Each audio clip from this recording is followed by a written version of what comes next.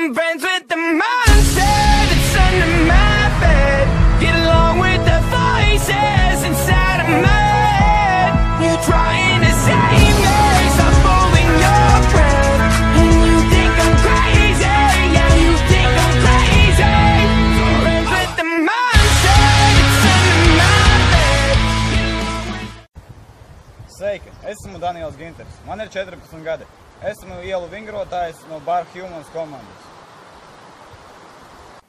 Un sākot no šīs sezonas es atklāju jauno internetu džimbāru skolu. Šajā skolā es taisīšu dažādus pamācošus videoklipus par džimbāru elementiem. Un šī ir pirmā epizode, tāpēc es pastāstīšu nedaudz par džimbāru. Parādīšu jums video ar dažādām džimbāru kategorijām. Pastāstīšu, kas ir nepieciešams, lai nodarbotos ar džimbāru. Pastāstīšu, kāpēc izvēlējos tieši džimbāru disciplīnu, ne jau kādu citu no ielu vingrošanu. Sākam. Džimbārs radies Kolumbijā, jau vairāk kā 50 gadus agrāk. Bet arī Krievijā tas tika popularizēts labā līmenī. Džimbārs ir 4. ielu vingrošanas disciplīna pēc tehnikas, spēka un freestyle. Džimbārā ir 3 galvenās kategorijas – jojos, figūras un giras.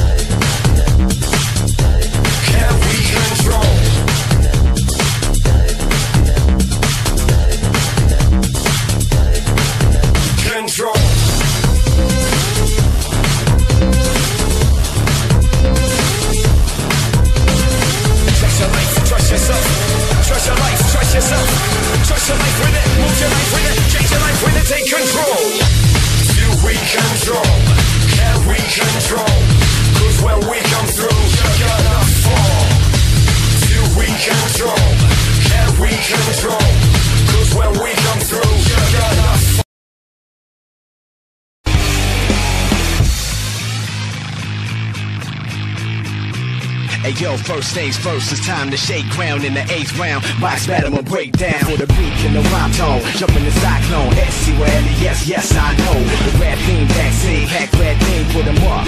You pluck the bad seed off the wall, spitting the gorilla tag team. What's up now, duck down, stuck, they can't breathe. Yo, you know the routine, the demon effect, please don't step. You wanna be one of my pet peeves? The more beef, the better. Sounds strange, you all wanna creep together. Okay, in the club with a cheesy sweater. Why not? We got so much street credit, the rookie police let us. Now that's foolish, cause we don't act sweet. Cause I can run 10 laps in a track. Keep it moving, it's on now. Making it bump loud, shaking it buck loud. Breaking the punk style, faking the funk pow. Duck, watch the bump, what now? Watch the battleship get sunk down. Click, click, pow, nah, down. What? Just what I thought was up now. Click, click, pow, nah, down. What? Just what I thought was up now.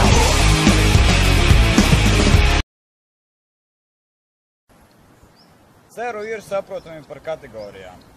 Džimbārā ļoti neciena vingrotājs, kur izmanto šīs saucamās ļamkas, bet elementa mācību procesā tās bieži izmanto.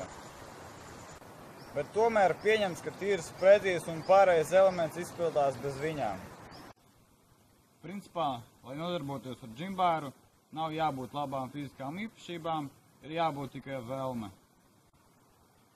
Un laika gaitā tās fiziskās īpašības attīstīsies pašas.